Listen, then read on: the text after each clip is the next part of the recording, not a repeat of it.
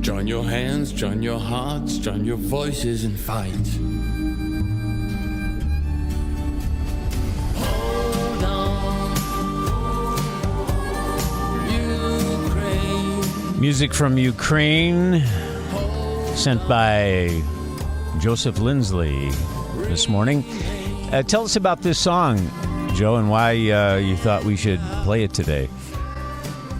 Hey, Bob. Good afternoon from Lviv. This is a song by a French musician, Jérôme Darblay. I had never heard of him, but it's one example of how people all over the world are, even if they can't come here to help in Ukraine, they are doing everything they can to boost spirits. And so somehow someone sent this to me on social media, and it's a very simple song, but actually those words, hold on, Ukraine, really, that's, I think, the emotion that people feel right now. We've had those attacks on Kyiv 2 nights ago, the most dense missile attack on the city yet. That was the 8th attack on Kyiv in the month of May, in 16 days. And so there is, a widely shared sense that as Ukraine is pushing closer to victory, these days will be very difficult. And so that song is just one of many indicators of support around the world. And I've played it a few times, when things are quite difficult. And today, it was quite a busy day of meetings with different volunteers and media. And I was having a walking meeting this kind of humid, cloudy day. And I walked past the Frontline Kitchen, that volunteer project I've told you about before. And it's always an encouraging sight to see. There was a table with maybe 10 people from all different countries, from Romania, from Canada, from the United States, chopping up vegetables, peeling beets. They were very excited. Someone had just donated a beet peeling machine to save them some labor. And at this kitchen, half of it is outdoors. They are preparing meals for the soldiers in the front lines to give them proper nutrition. All under the direction of Ukrainian women who know how to cook these nourishing recipes. And as I was talking with friends and colleagues there, an American approached. He recognized my accent.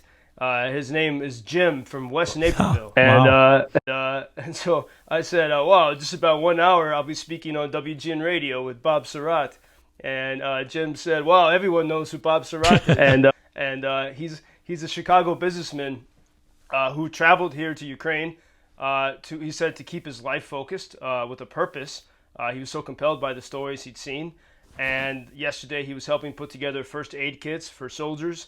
And today he was chopping vegetables. So you have, experienced business guys from Chicago. You have, grandmothers from Germany, all kinds of people from all over the world. And, even though they're not fighting, they're fighters. They're here. They faced the fear. They got on that train, Platform 10 in Warsaw, and crossed into Ukraine. And Jim was describing to me his first experience hearing the air raid alarm. It's scary at first, and then you just get used to it, and you keep going. And as I was talking with him and looking at all the people around me, that place, it feels like a church, because we were talking about some Russian stuff, and I wanted to swear, and I caught myself, because there's something sort of sacred about all these people from all over the world just calmly preparing this food, fighting in sort of this secret way, like this secret United Nations of the vegetable peelers. And so it's always great to see this support manifested in different ways from all over the world. It must be, and talking about people coming from everywhere to Ukraine to help. Sad news today, a retired U.S. Army Special Forces soldier has been identified as the American citizen killed by Russian artillery in Bakhmut this week. Retired Army Staff Sergeant Nicholas Meimer. Apparently, Joseph, he was in a building, wasn't he, that collapsed after it was hit by artillery fire? Is that right? I do not know the details of the first we heard of the story. There was a video from the Russian mercenary group, the Wagner group, the leader, Prigozhin, and you just see again the lack of humanity. Prigozhin was standing over Nicholas's body and going through his belongings and pulled out his identification papers and his passport. It's terrible, awful. Before his family even knows. And, I know people who knew him, and that's how they found out about it.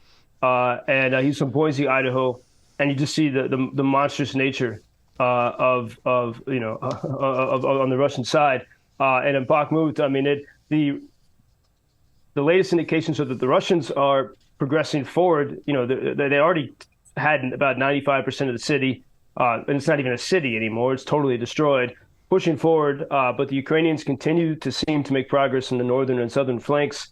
I saw a video of a Ukrainian soldier in some apartment building in Bakhmut playing. It was a school.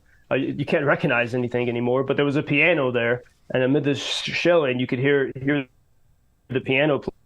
The death toll there is astounding, and I think it's safe to say every single person here has met someone who's died in Bakhmut. There was a Ukrainian nature photographer. He won a contest with National Geographic some years ago. He was in Bakhmut trying to rescue wounded soldiers. He was killed. There was a Czech, a guy from the Czech Republic named Taylor. He went by code name Taylor. And I have several Czech friends who have been helping here for a long time. And one of them, back in March, some friends wrote me and they said they needed to help they needed some fundraising for a Czech mission. They were going to the Bakhmut area to work on medical evacuations. And then maybe 10 hours later, I had a text from my friend, the same friend that made that request, and he said, never mind, they were hit by Russian artillery.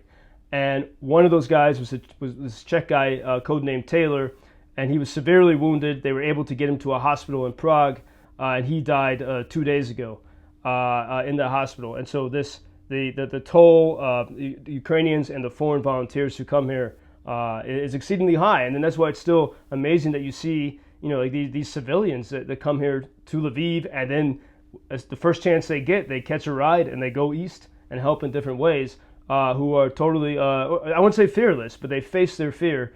And I think each one of these instances, rather than deterring support, actually gets more people, or increases the resolve of everyone here and people around the world who do support Ukraine's effort for freedom. Yeah. So many stories, many heroic and unfortunately many tragic. I saw some video of Bakhmut yesterday. It looks like there's nothing left of that city.